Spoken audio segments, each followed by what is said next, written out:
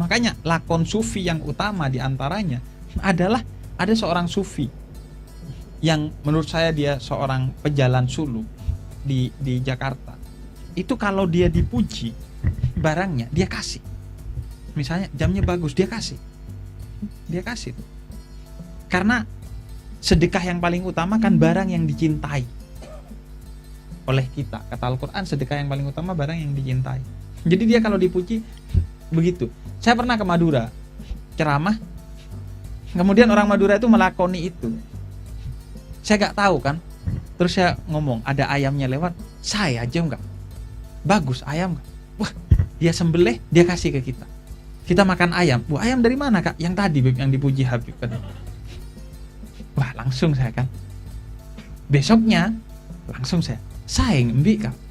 Bagus kambing kak. Disembelih beneran itu. Saya gak ngarang nih, beneran. Disembelih, disajikan kepada saya.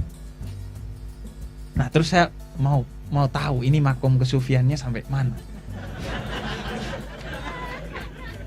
Terus kata saya, bagus sapi kak. Terus kata dia, ampun Bib, kalau itu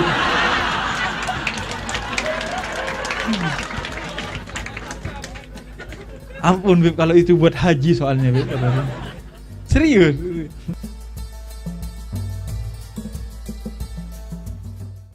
Nah karena itu kita gak tahu gitu dari mana jalan kita menuju surga. Makanya lakukan hal-hal kecil secara tulus yang itu menjadi andalan kita untuk masuk surga. Menjadi andalan kita untuk masuk surga.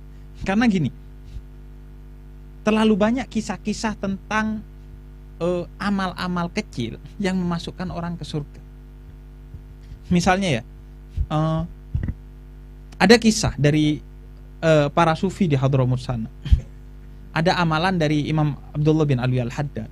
Itu kan dalam hadis dikatakan iman itu ada 70 cabang. Cabang pertamanya la ilaha illallah Muhammadur Rasulullah, dan cabang terakhirnya Anda memindahkan paku dari tengah jalan ke pinggir jalan.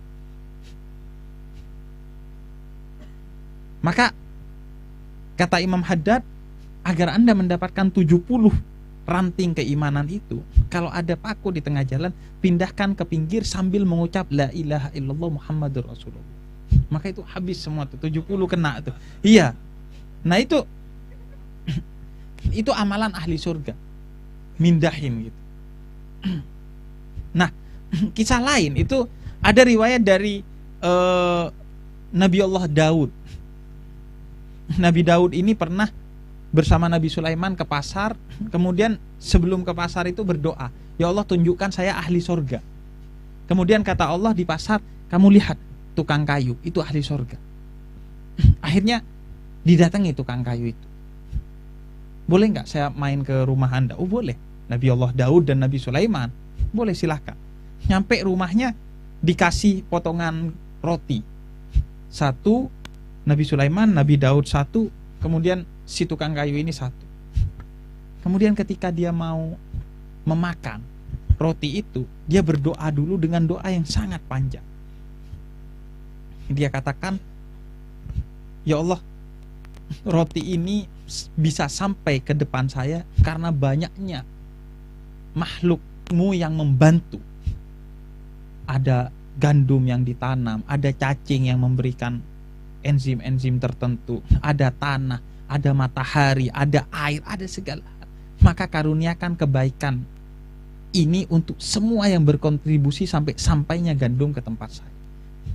Ini kan kita gak begitu relate dengan model doa begini. Kita kan bismillahnya aja kepotong gitu. Iya kan? Gak bismillahirrahmanirrahim kalau udah mau makan tuh, bismillah gitu. Kadang makan dulu terus bismillah. Iya kan? Atau bismillahnya di dalam hati. Ini sangat relate dengan orang Kristen dan orang Buddha. Mereka itu saya lihat kalau mau makan masih doa dengan sangat panjang.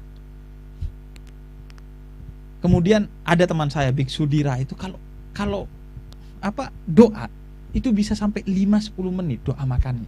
Saya pernah di Bandung itu masuk ke satu pesantren Buddha, itu ketika mau makan panjang doanya. Iya pesantren, ya asrama Buddha. Ya, apa ya namanya ya? Ya gitu. Iya. Ya masa Muhammadiyah terus yang digojlokkan. Sesekali kita play victim. Jadi itu lama. Saya membayangkan kan kalau kita kan cuma bismillah doang gitu. Dan itu sudah cukup merangkum semuanya. Kalau kita suruh doa kayak mereka, asam lambung naik pasti. Kita itu agama paling gampang. Mau sholat, lapar, hidangan sudah ada. Kata Nabi, makan dulu, jangan sholat dulu. Kurang apa? Enak gitu. Dan itu amalan ahli surga, simple. Sebelum makan doa. Amalan ahli surga.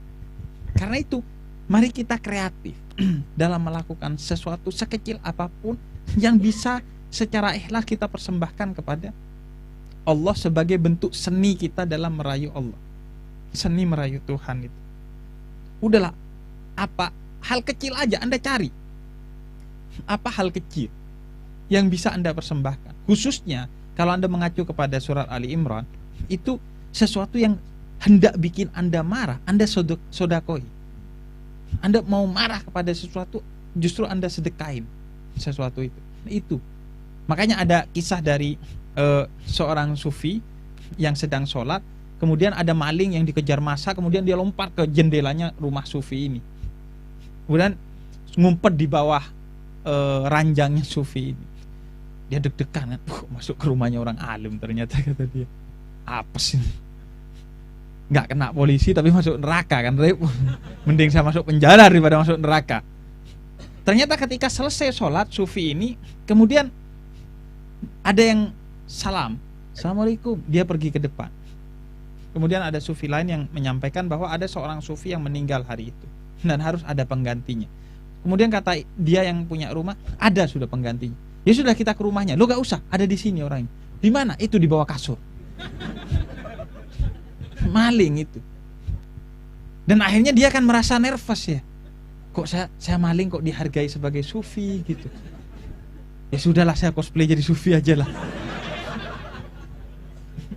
Dan akhirnya orang ini menjadi seorang sufi. Karena apa? Karena diberikan rehabilitasi oleh seorang sufi ini. Dia gak hanya menghukumi, tapi direhab orang ini. Seperti kawan saya.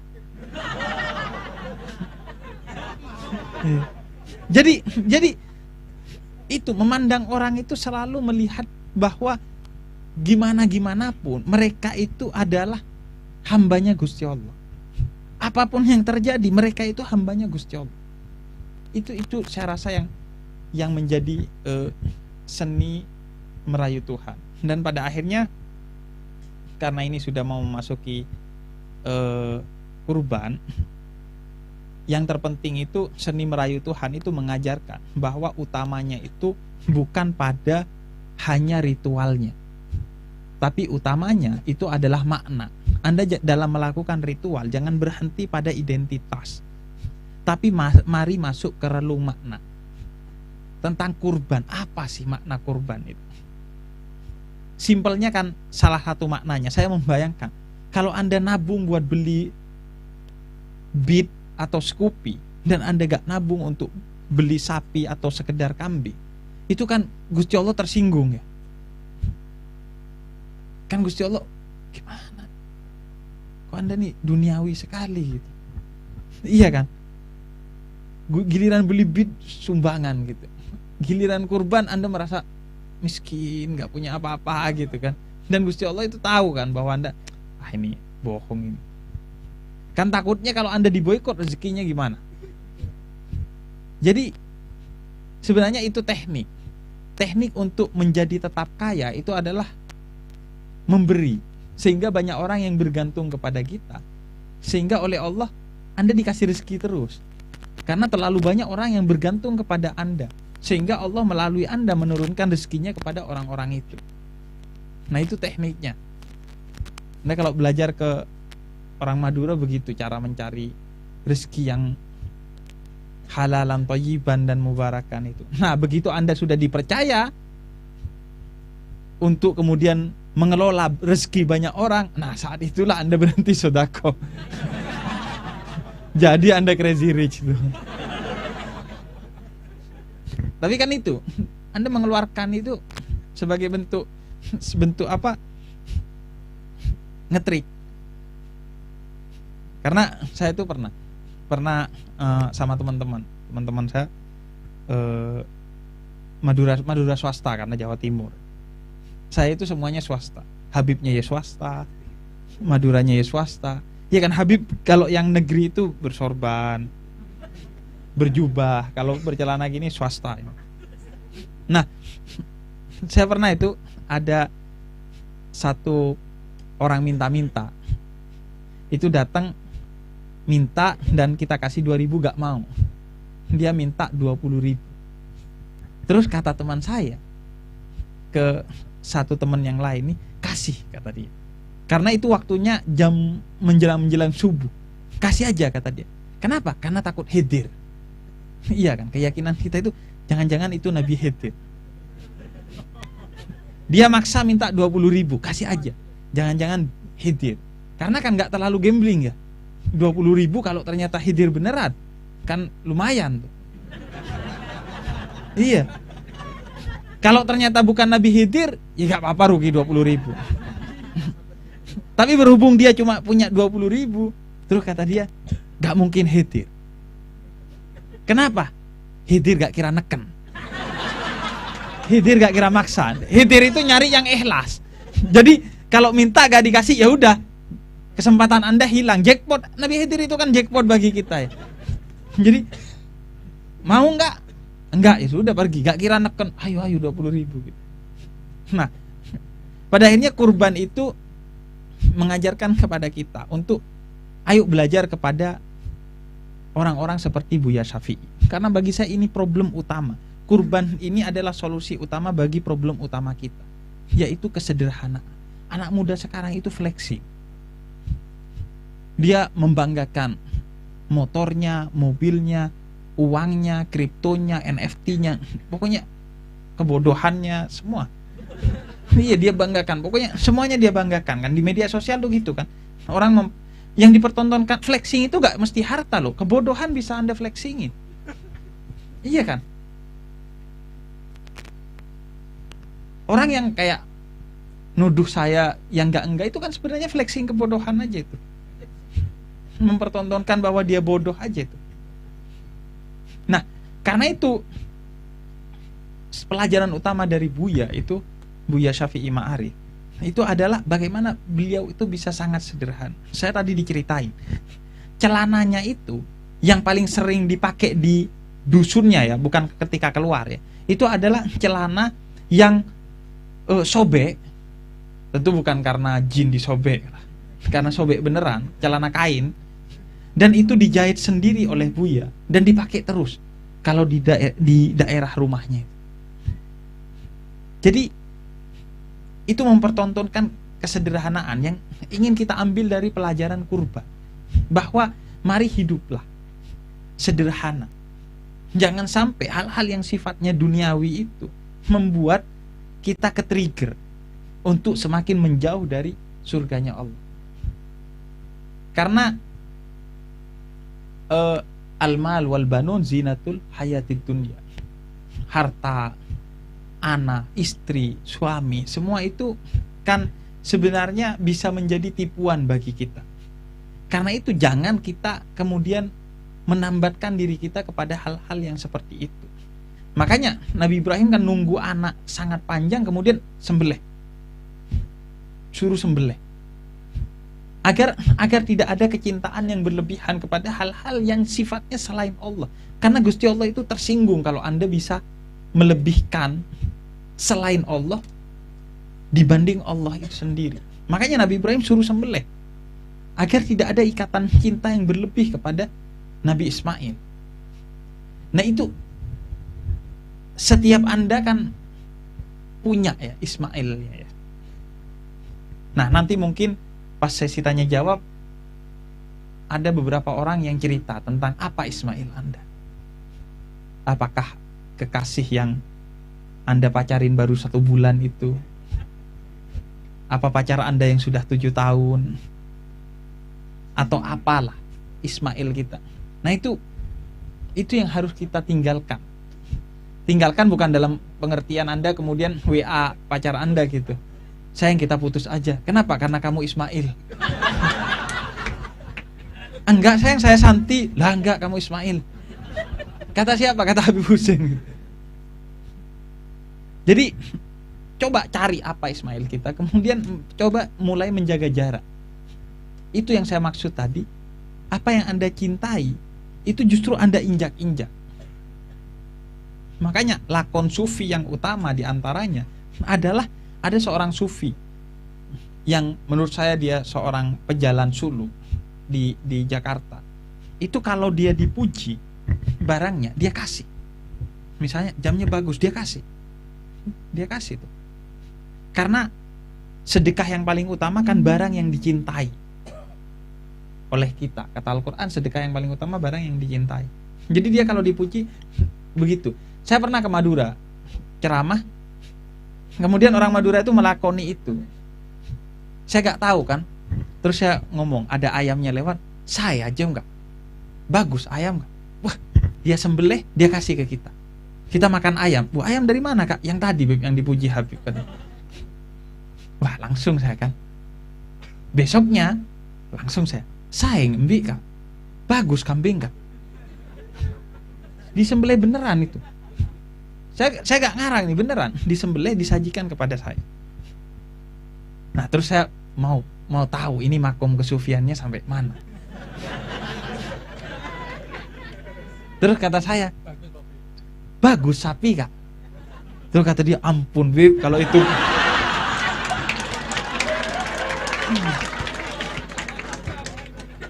ampun Bib, kalau itu buat haji soalnya Bib. Serius, buat haji kalau itu Bib. Nyon seporo Bib kata orang Madura gitu, minta maaf seminta-mintanya Bib. Itu buat haji soalnya Bib. Buat ketemu sama Habibnya jenengan gitu. Kakeknya jenengan, datuknya jenengan. Jadi gitu. Jadi coba cari apa Ismail kita, kemudian coba jaga jarak. Karena wamal hayatud dunya illa laibun walahun. Dunia itu kata Allah sifatnya hanya senda gurau. Jangan tambatkan hati itu kepada flexing duniawi itu. Suatu hari pernah ada sahabat yang namanya Haris ketemu dengan Rasul pagi-pagi. Rasul nanya, "Kaifa asbahta ya Haris?" Kemudian Haris bilang, "Asbahtu mu'minan billah." Apa kabar Haris? Haris bilang, "Saya dalam keadaan beriman kepada Allah." Terus kata Nabi, "Apa buktinya bahwa kamu sedang beriman?" "Wahai Nabi, sekarang itu kalau dikasih ke saya batu dan emas, itu bagi saya keduanya sama, tidak ada bedanya." Itu orang yang imannya top. Karena kan iya, air dengan emas ini yang membedakan siapa? Kan pasar aja kan. Skema pasar aja ini yang membedakan. Suatu hari kalau nggak ada, makanya lakon sufi yang utama diantaranya adalah ada seorang sufi yang menurut saya dia seorang pejalan suluk di Jakarta. Itu kalau dia dipuji barangnya dia kasih. Misalnya jamnya bagus, dia kasih tuh. Karena sedekah yang paling utama kan barang yang dicintai oleh kita. Kata Al-Quran, sedekah yang paling utama barang yang dicintai. Jadi dia kalau dipuji begitu. Saya pernah ke Madura ceramah, kemudian orang Madura itu melakoni itu. Saya gak tahu kan. Terus saya ngomong, ada ayamnya lewat, saya aja enggak.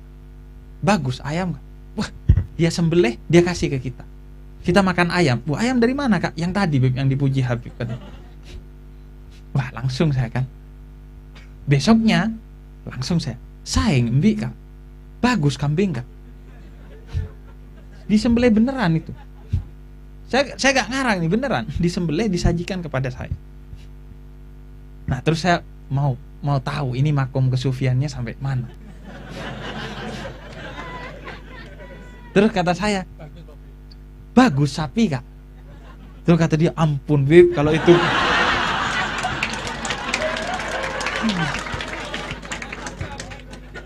ampun Bib, kalau itu buat haji soalnya Bib.